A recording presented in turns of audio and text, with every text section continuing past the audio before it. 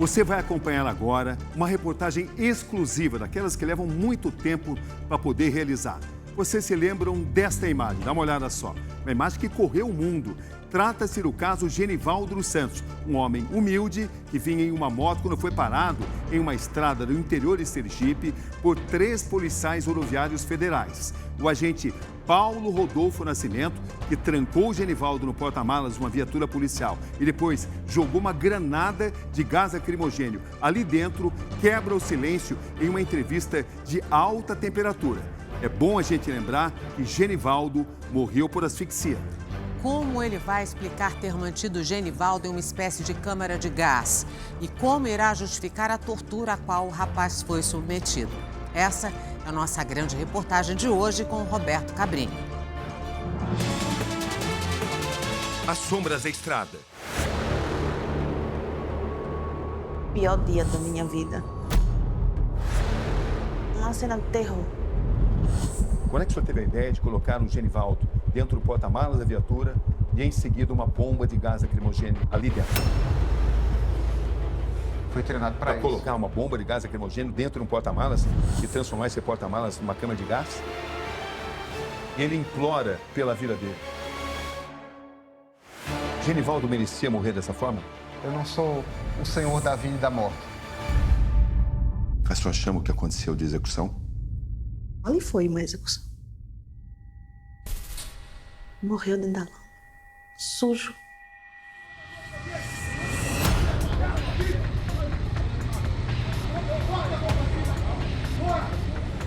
A blitz policial que não termina.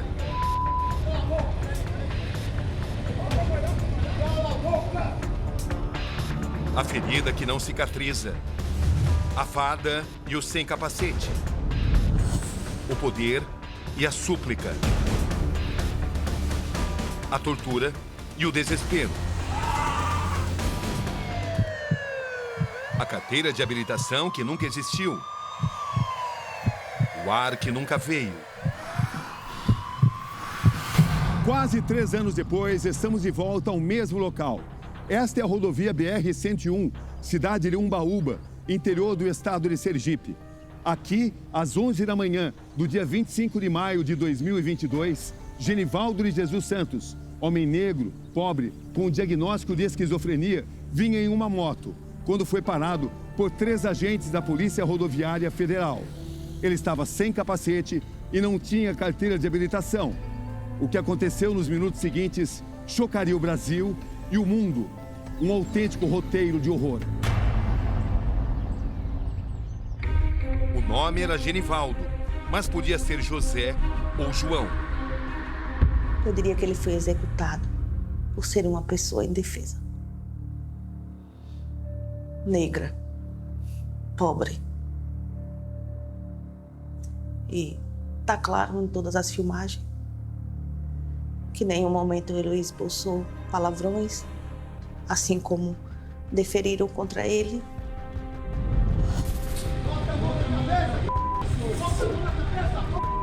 As vozes que atravessam o tempo e as fronteiras. Os diferentes ângulos de um 25 de maio de 2022. O que a senhora tem ouvido a respeito do seu marido? Eu acho que a pior palavra, um assassino. Primeiro, ele estava de folga naquele dia. Então, isso para mim já é uma grande dor, que ele podia estar em casa. E aquela ação dele foi uma fatalidade, porque eu conheço quem é o meu marido. Ele é um homem, um marido muito bom, um pai exemplar. Não tem como isso ser mudado. A velha cela do presídio militar é o único espaço que temos autorização para filmar. Estamos em uma construção antiga, de 1954, projetada para abrigar um manicômio e, desde 2002, convertida em prisão para militares. Aqui estão os 3 policiais rodoviários condenados à morte de Genivaldo de Jesus Santos, incluindo o que recebeu a maior pena.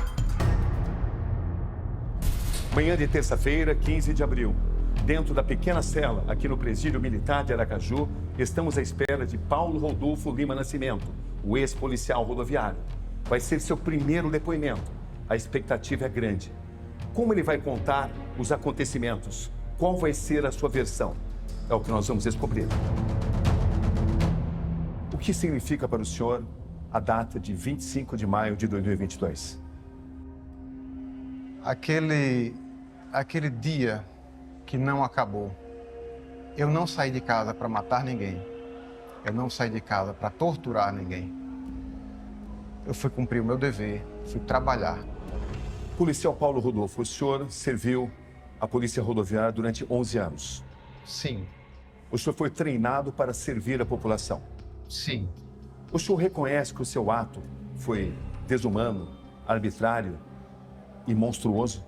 A partir do momento em que ele se nega a obedecer os comandos e que ele reage com o uso com o corpo fisicamente, aplica uma força contrária, então eu necessariamente preciso dar uma resposta. O senhor não se considera uma pessoa violenta? De forma alguma. Mas 2 dias antes, o senhor viveu uma ocorrência onde o senhor desferiu chutes, pontapés. De forma alguma. Isso não... É o que está descrito na ocorrência. Eu fui absolvido dessa acusação de tortura. Mas a somatória disso não demonstra uma personalidade explosiva e violenta por parte do senhor? Ali foi um acidente em que eles se evadiram, fugiram da abordagem policial, a viatura colidiu com a moto deles e eles, caindo no asfalto, se ralaram, se machucaram. O senhor reconhece que Genivaldo foi torturado por vocês? Não, não foi torturado. O senhor não chama aquilo de tortura? Não foi torturado. Se o senhor estivesse no lugar do Genivaldo, o senhor não descreveria dessa forma? Se ele obedece, revistou, acabou. A reconstrução dos fatos. Quilômetro 180 da BR-101. É aqui que tudo acontece. São pouco mais de 11 da manhã. Genivaldo é abordado após circular de moto sem capacete. No início estão só os agentes Kleber Nascimento e William de Barros. Um dos policiais aplica um mata-leão e tenta imobilizá-lo. Ele faz de tudo para se soltar.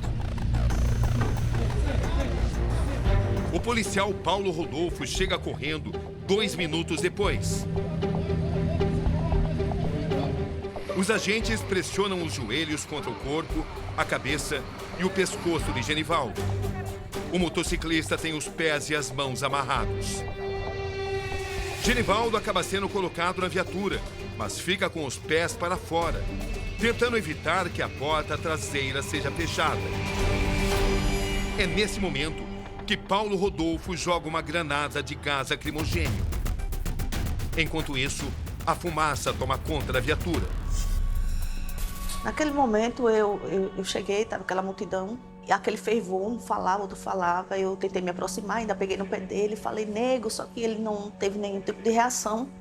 O que a senhora observou no comportamento dos policiais? É como se eles estivessem surdos ali naquele momento, que até então eu levei também o atestado dele para falar, olha, ele tem problema, e eles não davam ouvido. A essa altura, vocês já tinham sido informados que ele era um deficiente mental, portador de esquizofrenia, pelas testemunhas, pelas pessoas que estavam ali. Não, eu não tive essa informação, não escutei essa informação. Talvez o senhor não tenha prestado atenção. Não era possível tirar o foco da ação mais importante do momento, que era conter a agressividade do seu Genivaldo. E eu pedi para que um deles abrisse por conta do cheiro que estava forte. E eles falaram, não, ele está melhor do que nós aqui fora. Partiu do senhor a ideia de pôr o Genivaldo dentro da viatura, dentro do porta-malas. Porque ele precisava ser conduzido. Como uma decisão sua? Sim, eu informei a ele. O senhor assumiu os riscos dessa decisão, concorda comigo? Não era um risco que eu estava assumindo. Era um procedimento correto. Vocês estavam lidando com um homem desarmado, cujo crime era não estar de capacete e não ter carteira de habilitação. E isso só foi apurado depois. Ele é colocado na viatura e ele resiste a ser colocado. Em que momento o senhor tem a ideia de lançar uma bomba de gás lacrimogênio dentro do porta-malas com o Genivaldo ali dentro? Depois de verificar que não há previsão de que ele venha colaborar, que ele venha ceder, resolvo utilizar. O senhor não percebeu naquele momento que o senhor estava condenando o Genivaldo à morte? De forma alguma. Mas o senhor não hesitou em colocar a bomba de gás lacrimogênio ali dentro do porta-malas? O O aluno formado em operação de controle de distúrbios sai com a certeza de que o gás lacrimogêneo não mata. O manual afirma exatamente o contrário, que gás lacrimogêneo jamais pode ser utilizado em ambiente fechado, sempre em ambiente externo. Não há registro de morte por CS em nenhuma instrução da PRF. A Polícia Rodoviária Federal utilizou essa tecnologia diversas vezes comigo. O senhor produziu uma câmara de gás naquele ambiente? Eu passei por câmara de gás. Ali não foi uma câmara de gás. Houve um escape em poucos segundos de toda a fumaça lacrimogênea. O senhor sabe como é que o senhor utilizou em uma pessoa indefesa esse mesmo recurso? O treinamento foi justamente quem me deu a confiança de utilizar. O senhor foi treinado durante 11 anos para fazer isso? Por isso mesmo. O treinamento que me deu confiança de que os efeitos passariam rapidamente, porque eu conheço os efeitos. Coriza, lacrimejamento, uma leve irritação na garganta. Mas em poucos segundos os efeitos passam e a pessoa segue normalmente. Não é o que a Polícia Rodoviária Federal afirma. Então a teoria está contrariando a prática. Mas o senhor é uma pessoa culta, preparada. Não parece estranho por alguém dentro de um porta-malas, num ambiente muito pequeno, e colocar ali bomba de gás lacrimogêneo? O senhor não pensou, essa pessoa não vai conseguir respirar? O senhor não pensou nisso? Mas eu passei por isso, Cabrinho. Então eu sei de corpo próprio, por experiência própria. Mas o fato do senhor ter sobrevivido significa que Genivaldo também poderia sobreviver? Não foi uma irresponsabilidade da sua parte, no mínimo? Não atribua isso. Porque esse instrumento aqui nada tem a ver com o famigerado gás utilizado em câmeras de gás. O senhor continua justificando o que o senhor fez? O senhor considera normal? Eu estou lhe dizendo a finalidade da minha ação. Os policiais chegam a levar Genivaldo para a delegacia, mas percebem que ele está desacordado e fazem massagem cardíaca. Às 11h41 da manhã, a viatura passa por cima da calçada e chega ao hospital de Umbaúba. Genivaldo é colocado no chão. Um funcionário do hospital chega com uma cadeira de rodas. Ele é levado para dentro. As pernas dele estão amarradas com um lacre de plástico. O policial Paulo Rodolfo acompanha tudo de perto. Ao 12h56, o corpo de Genivaldo é retirado da sala, coberto por um lençol. O laudo do Instituto Nacional de Criminalística da Polícia Federal revela que a concentração de gases tóxicos no interior do compartimento onde estava Genivaldo elevou-se rapidamente, causando asfixia e morte. Ao olhar esta imagem, a imagem deste homem, um portador de deficiência mental, esquizofrenia, que foi colocado dentro de um porta-malas com gás lacrimogêneo, uma câmara de gás, como o Ministério Público descreveu. O senhor não se arrepende? Não tem nenhum arrependimento? A finalidade minha nunca foi causar o óbito. A sua condenação e a dos seus dois companheiros de polícia rodoviária foi baseada na noção de que vocês se mostraram indiferentes à iminente morte da vítima, aceitando conscientemente a consumação de tal resultado. Não houve indiferença, não houve assunção de risco.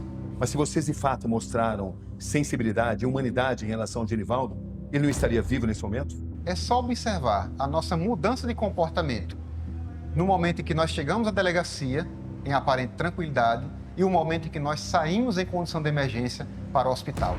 É uma postura completamente diferente e que não se coaduna com alguém que estaria indiferente à morte de uma pessoa. Segundo testemunhas, vocês foram alertados por populares sobre o excesso na conduta aplicada contra o Genivaldo e que os alertas foram totalmente ignorados por vocês, condenando o Genivaldo à morte. Como é que o senhor recebe essa noção que trouxe como consequência a sua condenação a 28 anos? Eu não ouvi ninguém se dirigir nesse sentido para mim, certo? Talvez o senhor não tenha aceitado escutar isso. E eu estava seguro de que o procedimento que eu estava utilizando com a finalidade de contenção era um procedimento seguro. Policial Paulo Rodolfo, o senhor foi racista? De forma alguma. Não sou racista. A minha atuação foi tão somente guiada pela reação dele.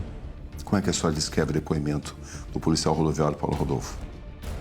Daria para escrever uma história de terror com alguém muito frio e calculista.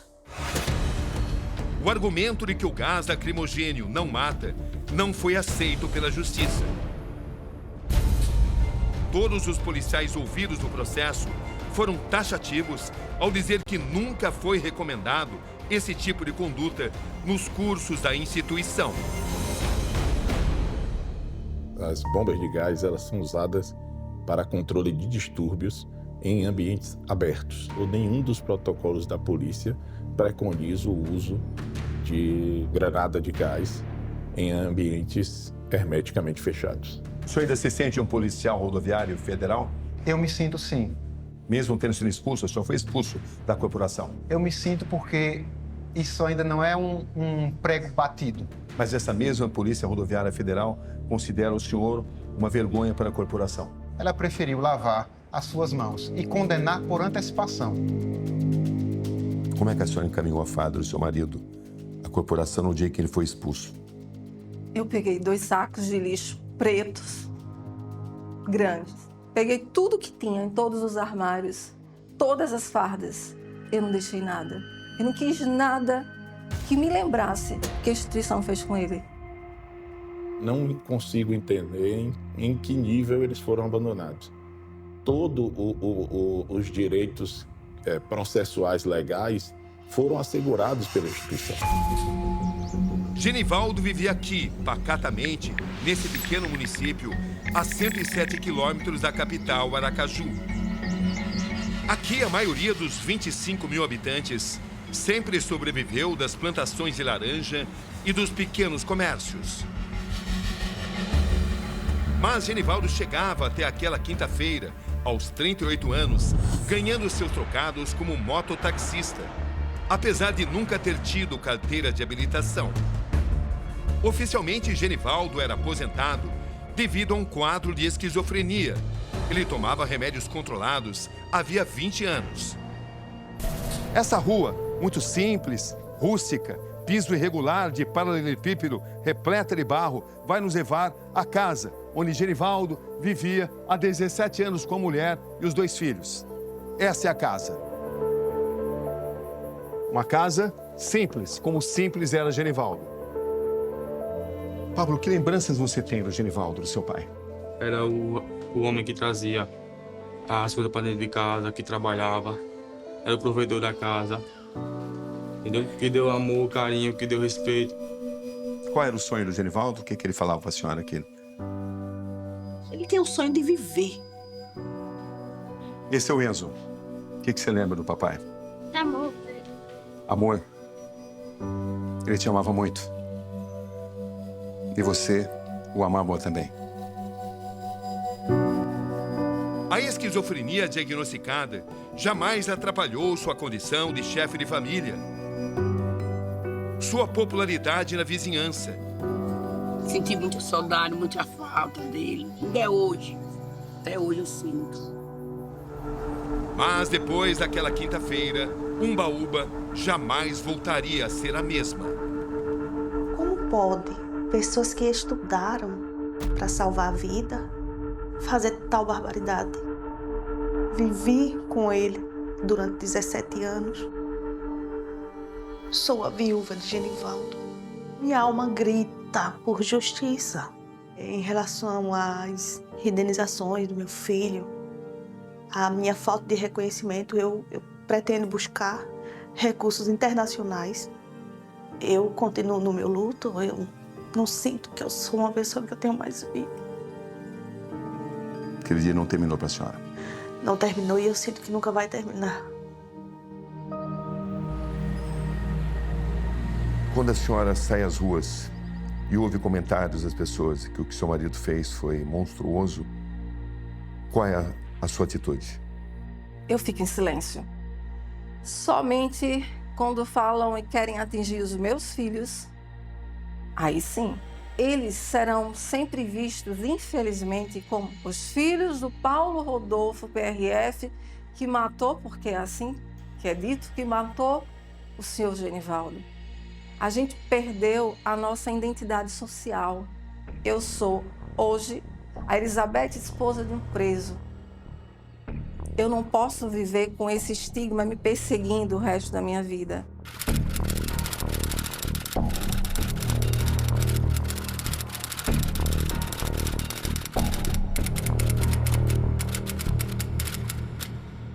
que o senhor pretende fazer? Pedir um novo julgamento, ou no mínimo conseguir no Tribunal Regional Federal que seja reconhecido que não houve dolo na conduta do senhor Paulo. Por outro lado, o Ministério Público acredita que 28 anos de pena não tenham sido suficientes. As razões do recurso de apelação do Ministério Público Federal são a repercussão nacional e internacional do caso, o que a gente não entende ser pauta do Poder Judiciário. São os ecos de uma quinta-feira que se recusa a terminar. E os gritos de desespero que igualmente ecoam. Na sua cela, o senhor olha para a imagem desse homem? Todos os dias. O que eu atribuo ser um julgamento justo. Um julgamento que o Estado ampare a família do Genivaldo e um julgamento que entenda que ele faleceu, mas eu não o matei, ou que pelo menos reconheça que eu nunca tive a intenção nem a previsão de que esse resultado trágico pudesse acontecer. A verdade é que o senhor está condenado a 28 anos. A verdade é que houve um erro judicial e isso será provado nas instâncias superiores. E eu confio na justiça.